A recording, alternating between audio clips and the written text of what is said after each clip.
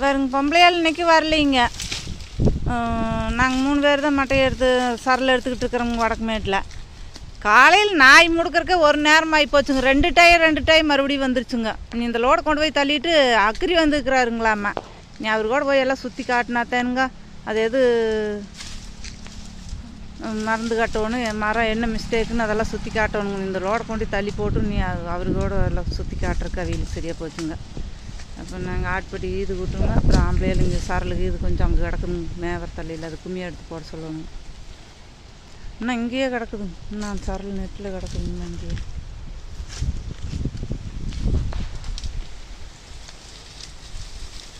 உங்களையால் 2 நாளைக்கு வருதுங்க, 2 நாளைக்கு வர மாட்டேங்குதுங்க. இடக்க எடுத்துக்கிறாப்பிள்ளைங்க. என்னதான் இப்படி